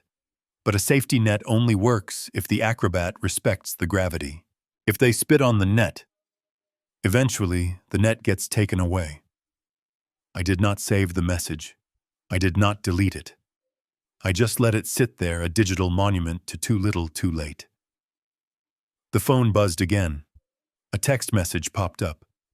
It was from a number I didn't recognize. Mr. Carter, this is Richard Montgomery. We need to talk. Man to man, pick up. I ignored it. Richard Montgomery wanted to talk man to man only when his checkbook was empty. When he thought he was rich, I was just the help. I picked up the mug and walked over to the window. It was fully dark outside now. The crickets were chirping a peaceful, rhythmic sound that contrasted sharply with the chaotic noise I had just heard on the speaker. I wondered what was happening at that exact second. The 30-minute deadline I had given Marcus was almost up. The security guard, the one I had sent to do my dirty work, would be entering the tent right about now. I imagined the beam of his flashlight cutting through the darkness, slicing through the smoke of extinguished candles and the humidity of 300 sweating bodies. I imagined him raising his voice not to announce the arrival of the bride, but to announce the arrival of reality. My phone started vibrating again. A new wave of messages. The tone had shifted. 3:55 p.m. Tyler. The cops you called the cops, 3:56 p.m. Cynthia. They are kicking us out. They are saying we are trespassing, Douglas. You are a monster, 3:57 p.m. Brittany. Dad, they are towing the Rolls Royce. Tyler is being handcuffed, Dad. I walked back to the desk. I looked at the text about the handcuffs. So Mitchell had been efficient. He hadn't just reported the car stolen. He had timed it perfectly. The police had arrived exactly when the eviction notice was being served. I sipped my coffee. It was getting cold, but I didn't mind. I pictured Tyler, the golden boy, the trust fund baby who had sneered at my work boots.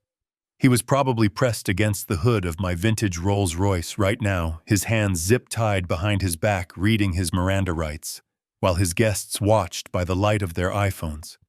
It was a cruel image, a brutal image. But then I remembered the photo on the gate.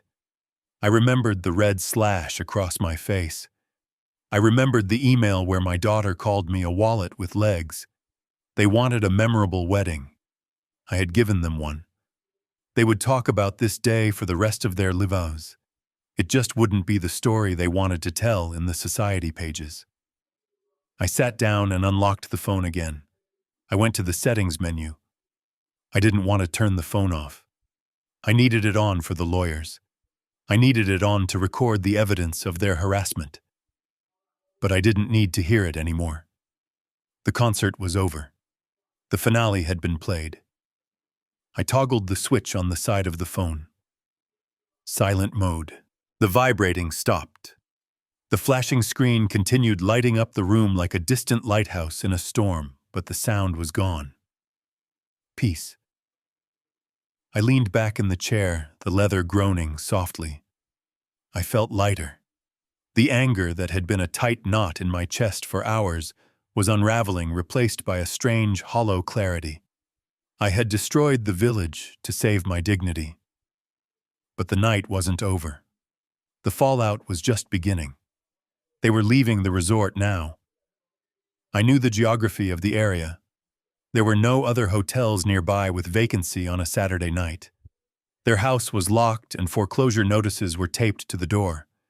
There was only one place left for them to go. I looked at the digital clock on my desk. 4:05 p.m.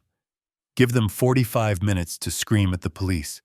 45 minutes to drive here. They would be at my gate by 5:30. I finished the coffee.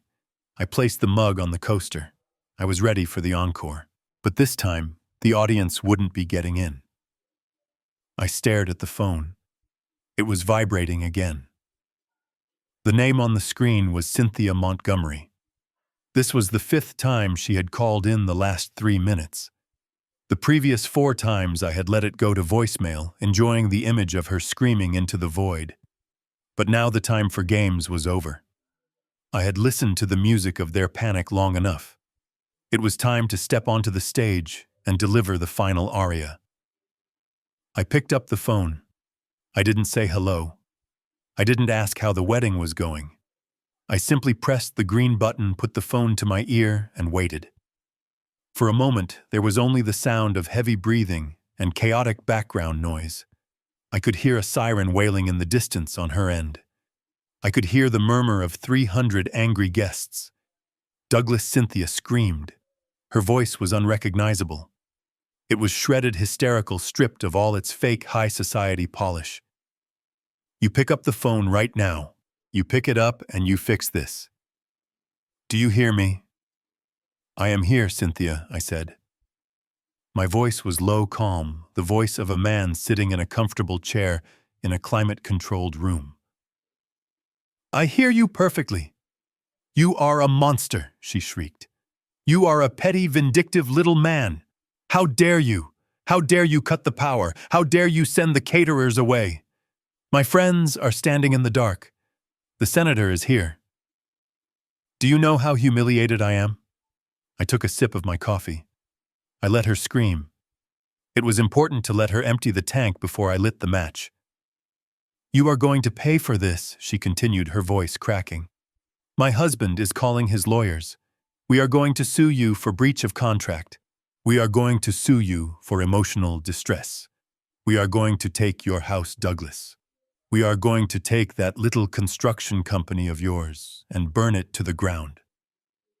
Are you done? I asked. No, I am not done, she yelled.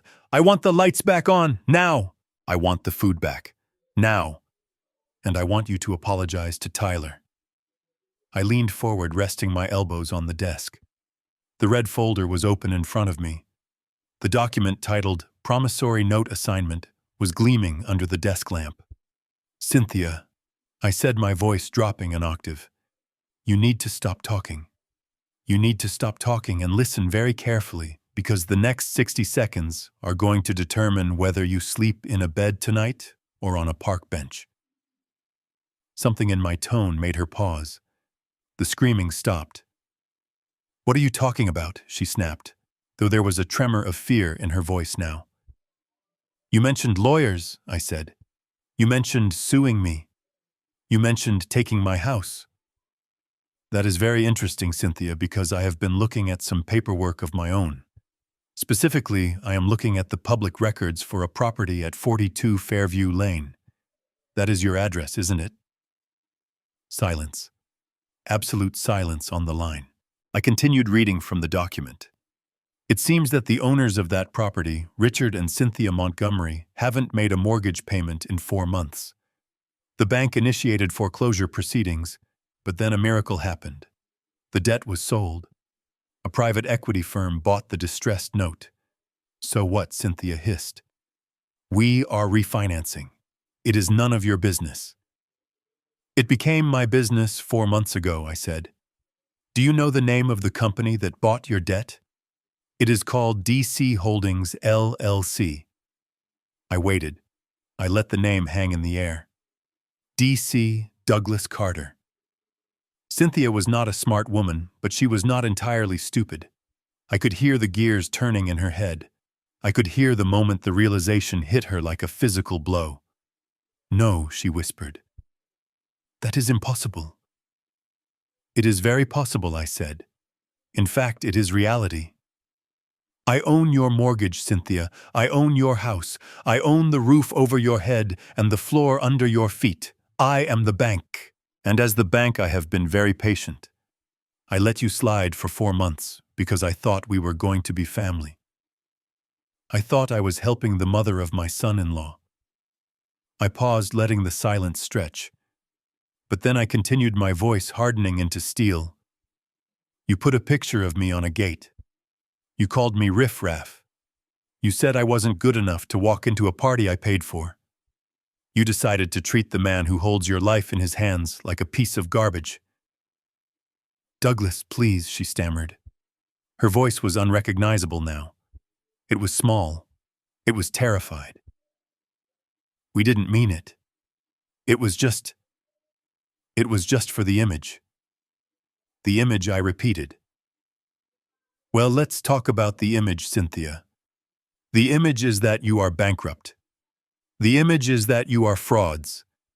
And the reality is that I just instructed my lawyer to execute the acceleration clause on your mortgage. What does that mean? She cried.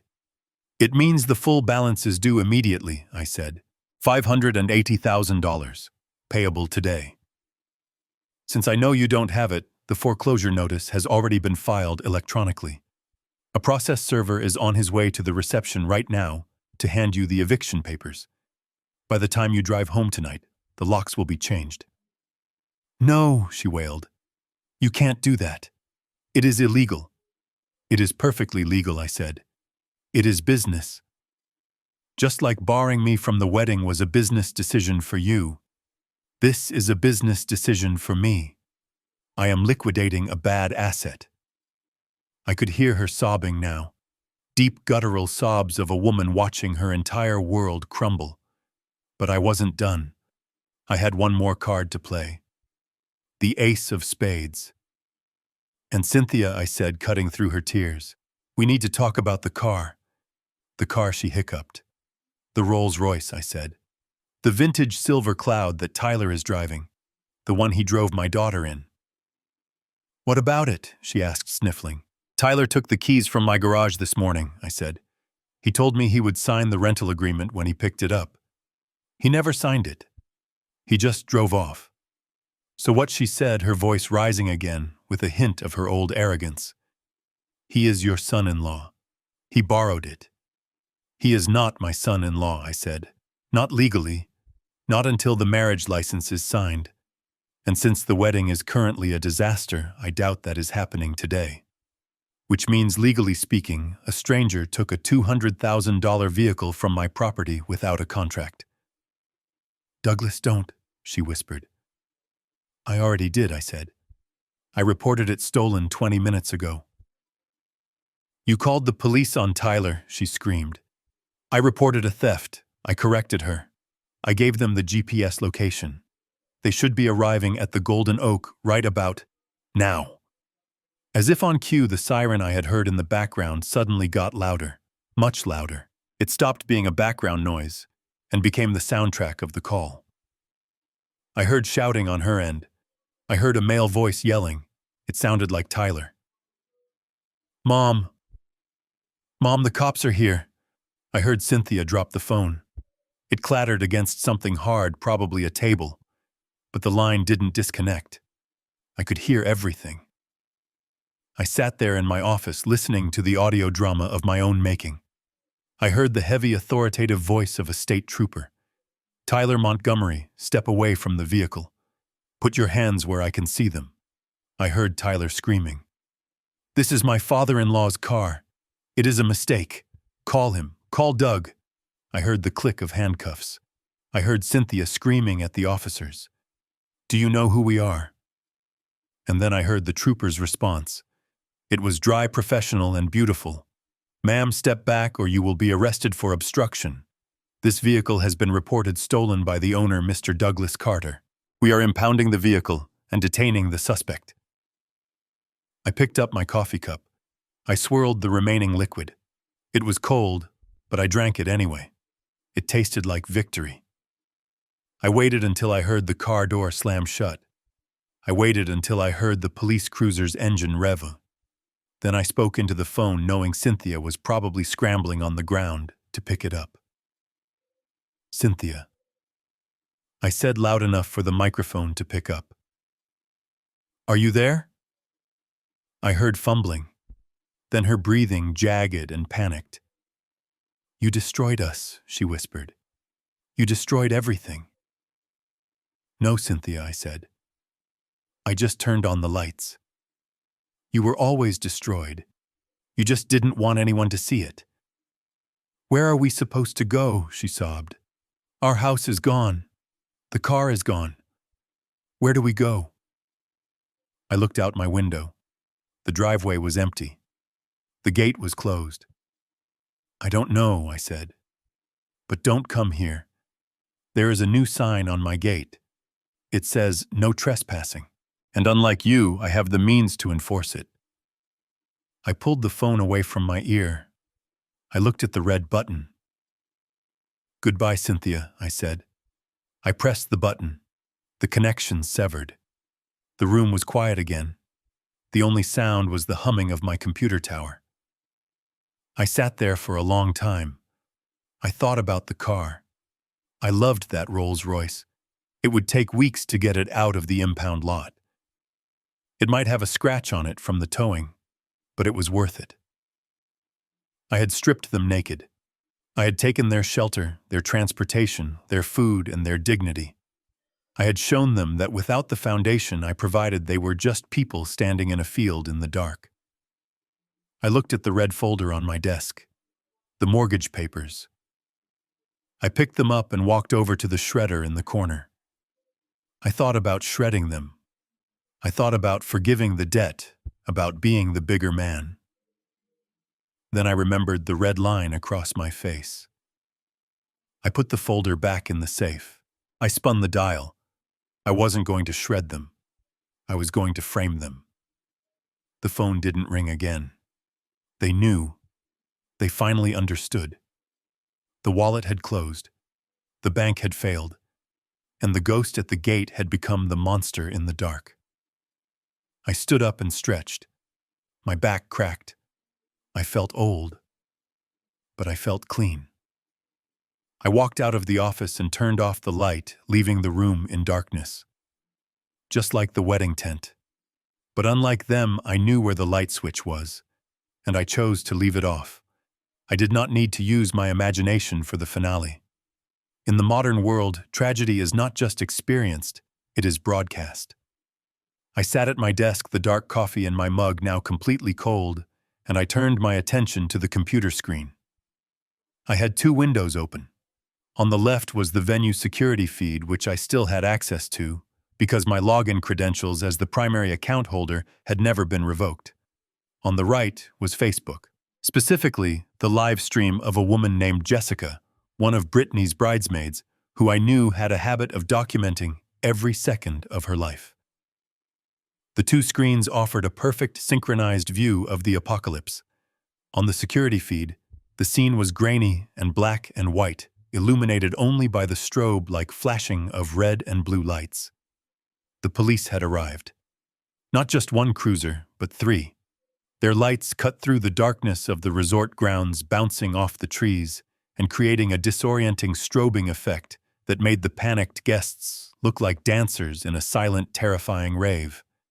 On the Facebook live stream, the audio was chaos. Jessica was holding her phone with shaking hands, filming the driveway. "Oh my God, guys," Jessica was whispering into the microphone, her voice trembling. "The police are literally arresting the groom. This is insane. I think the dad called the cops. This is the craziest wedding ever." I leaned closer to the screen. The camera zoomed in on the vintage Rolls-Royce. It was parked right in front of the main entrance, the centerpiece of the wedding photos that would never be taken. Two state troopers were standing next to it. One of them had Tyler pressed against the hood. The polished silver of the car, which I had spent years restoring, was now being used as a booking table. I cranked up the volume. "Get off me," Tyler was screaming. His voice was high and shrill, cracking with fear. "I told you my father-in-law lent it to me. He is senile. He forgot. Call him. Just call him." "We did call him," the trooper barked, his voice cutting through the noise. "He confirmed the vehicle is stolen. You are under arrest for grand theft auto. You have the right to remain silent." I watched as the trooper pulled Tyler's arms behind his back. The zip ties made a sharp zipping sound that the microphone picked up clearly. Tyler thrashed, kicking at the tire of the rolls. "Watch the paint, kid," I whispered to the screen. Then the frame shifted. Cynthia Montgomery came charging into the shot. In the harsh glare of the police headlights, she looked like a banshee. Her expensive gown was dragging in the gravel. Her hair, usually sprayed into a helmet of perfection, was coming undone. "Don't you touch my son," she shrieked, grabbing the trooper's arm. "Do you know who we are? We are the Montgomerys. We own half this town." "Ma'am, step back," the second trooper yelled, putting a hand on his holster. "You are interfering with an arrest. Step back, or you will join him. We are being evicted." Cynthia wailed, throwing her hands in the air. "We are being evicted from our own wedding. Where is Douglas? Where is that coward?" "I know he is watching." She looked directly into the camera lens of the bridesmaid's phone, her eyes wild and rimmed with smeared mascara. For a second, it felt like she was looking right at me through the screen. I didn't blink. I took a sip of cold coffee. But the real tragedy wasn't the arrest. The real tragedy, the part that made me sit up straight in my chair, was what happened next. Brittany ran into the frame. She was still wearing her wedding dress. It was a custom designer gown that cost $12,000. Now the hem was black with mud. She had lost one of her shoes. She was limping slightly. She looked small. She looked young. She looked like the little girl who used to scrape her knee and come running to me for a Band-Aid. "Tyler," I sobbed, reaching for him. "Tyler, baby, it is okay. We will fix this. My dad is just having a tantrum. I will talk to him. I will make him drop the charges." She reached out to touch his face. She wanted to comfort him. She wanted to be the loyal wife standing by her man. And that was when the mask fell off. Tyler didn't lean into her touch. He jerked his head away violently, as if her hand was made of acid. He looked at her with the facial expression I will never forget. It wasn't love. It wasn't fear. It was pure, unadulterated loathing. "Get away from me," Tyler spat. Brittany froze. "What?" "You did this," Tyler screamed, struggling against the cuffs. "You and your psycho father. You said he was just a checkbook. You said he was a soft touch. You lied to me." "I didn't know," Brittany cried, tears streaming down her face. "You are useless," Tyler yelled, his voice echoing off the walls of the resort. "Look at you. You are nothing without his money. We have no house, we have no car, we have nothing. I am going to jail because of you." "Tyler, please," Brittany begged, grabbing his lapel. "I love you." "I don't want your love," Tyler roared, shoving her away with his shoulder. "I wanted the life you promised me. You are a fraud, Brittany. Your whole family is trash." The force of his shove sent Brittany stumbling backward. She tripped over the hem of her dress and fell hard onto the gravel driveway. The crowd gasped. The live stream comments went wild. I watched my daughter sitting in the dirt, looking up at the man she was supposed to spend her life with. In that moment, the illusion shattered completely. She wasn't looking at a prince. She was looking at a parasite who was angry that the host had stopped feeding him. I waited for someone to help her. I looked at the guests. There were hundreds of them standing around, holding their phones, watching the drama unfolding, like it was a Netflix series. These were her friends, her sorority sisters, her colleagues. Not a single person moved to help her up. They were too busy filming. They were too busy whispering. I saw the senator, the guest of honor Cynthia had bragged about, quietly slipping out the side exit, trying to avoid being seen near a crime scene. Brittany sat there alone. The white dress was ruined. The fairy tale was dead. The police shoved Tyler into the back of the cruiser. He ducked his head, cursing. Cynthia was still screaming at the hotel manager, who was standing there with a clipboard looking bored. The security feed showed the wider angle. I saw the stream of cars leaving the parking lot. The red taillights formed a long, snaking river of abandonment. The rats were fleeing the ship. They had come for the free lobster and the open bar. Now that the food was gone and the cops were here, they had no reason to stay. There was no loyalty in that crowd. There was only appetite. I watched Brittany slowly stand up. She brushed the gravel off her palms. She looked around. She looked at her mother-in-law, who was too busy arguing about her own reputation to notice her son had just assaulted his bride. She looked at the guests who turned their faces away. She stood alone in the center of the driveway, illuminated by the harsh blue strobe of the police lights. She looked lost. For a second, my hand twitched toward the keys in my pocket. The instinct to rush over there to pick her up, to wrap my jacket around her and take her home was overwhelming. It was biological. It was the father in me screaming to protect his child. But I forced my hand to stay on the desk. I couldn't save her from this. I had saved her from the bad grades. I had saved her from the car accidents. I had saved her from the credit card debt. And because I had saved her, she had never learned to stand up. She had chosen a man who treated her like an accessory because she didn't know her own value. If I went there now, if I bailed Tyler out, if I paid off the venue, nothing would change. She would go back to him. She would blame me for the embarrassment. She would learn nothing. Pain is a teacher. And tonight class was in session. I watched as she walked away from the crowd. She didn't go to her mother-in-law. She walked toward her car. She walked with a limp. The live stream ended as the bridesmaid decided she had seen enough and cut the feed. The screen went black. I turned back to the security feed.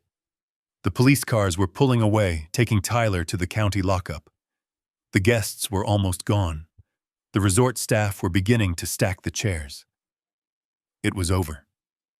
The silence in my office felt different now. It wasn't the silence of anticipation. It was the heavy, final silence of a demolition site after the dust has settled. The building was down. The structure was gone. All that was left was the debris. I closed the laptop. I sat in the dark for a moment, listening to the beating of my own heart. I felt a profound sadness, but no regret. I had done what I had to do. I had revealed the truth. It was ugly. It was naked. It was brutal. But it was the truth. Now I just had to wait for the knock on the door. I knew she was coming. She had nowhere else to go. I stood up and walked out of the office, heading toward the front of the house. I checked the intercom system on the wall. It was working. I wasn't going to open the door. Not yet. I needed to know which version of my daughter was coming home. Was it the brat who called me a wallet? Or was it the woman who had finally woken up? I went to the living room and sat on the couch facing the front door. I waited. It was 5:45 when the gate buzzer finally sounded. It was not the polite, rhythmic chime of a visitor. It was a jagged, continuous noise, the sound of a thumb pressing down on the button and refusing to let go. I sat on the couch in the living room facing the wall-mounted monitor. The screen flickered to life in black and white. There she was. Brittany stood alone at the end of the driveway. The $12,000 custom gown was ruined. The hem was heavy with mud and grease. One of the lace sleeves was torn. She wasn't wearing shoes. She was shivering, hugging herself against the evening chill. The confident, arrogant woman who had sent me that email about being a wallet with legs was gone. In her place was a frightened child who had burned down her own house and was now looking for a place to get warm. I stood up and walked to the intercom panel. I did not unlock the gate. I simply pressed the talk button. "Go home, Brittany," I said. My voice was calm, amplified by the speaker at the gate. "Dad," she sobbed, looking up at the camera lens. Her face was streaked with mascara. "Dad, please open the gate. I have nowhere to go. Tyler is in jail. His parents left me there. They blamed me for everything. Please, Dad. It is cold." I watched her on the screen. I felt a twinge in my chest, the old instinct to protect her, to fix it, to write a check, and make the bad things go away. But I looked at my hands, the hands she despised, the hands of a laborer. You have a home, Brittany, I said. You have a husband. You chose him. You chose his family. You chose their values. He is a monster, she wailed. He screamed at me. He pushed me. He is who he always was, I said. You just didn't care because the money was loud enough to cover the noise. Well, the money is gone now, and so is the noise. Dad, stop it, she screamed, hitting the metal bars of the gate with her fist. Stop teaching me a lesson. I get it. Okay, I get it. I am sorry about the picture. I am sorry about the gate. Just let me in. I am your daughter. I leaned closer to the microphone. No, I said. You are not my daughter. My daughter would never have treated a human being the way you treated me today. My daughter knew the value of loyalty. You are a stranger who happens to share my last name. And as you made very clear on the sign you posted, strangers are not admitted. Dad. Please, she whispered, her voice breaking. What am I supposed to do? You are an adult, Brittany, I said. You are smart. You have a degree I paid for. Figure it out. Walk to the main road. Call a taxi. Get a job. Start a life that is actually yours, not one bought with my credit. I took my finger off the button. Dad, she screamed. Dad. I reached out and pressed the power button on the monitor. The screen went black. Her image vanished. The sound of her crying was cut off instantly. I stood in the hallway for a moment. The house was silent. The only sound was the refrigerator humming in the kitchen. I walked to the front door. I flipped the switch for the porch light. Through the frosted glass, I saw the yellow glow outside extinguish, plunging the driveway into darkness. I didn't wait to see if she walked away. I didn't wait to see if she called a friend. It wasn't my site anymore. I had pulled the permit. The inspection was over. I turned around and walked down the hall to my bedroom. I took off my suit jacket and hung it carefully in the closet. I loosened my tie. I sat on the edge of the bed and took off my shoes. I lay down and pulled the quilt up to my chin. It was warm. It was quiet. For the first time in 26 years, I didn't have to worry about saving anyone. I closed my eyes. The ghost at the gate was gone, and the man inside was finally free.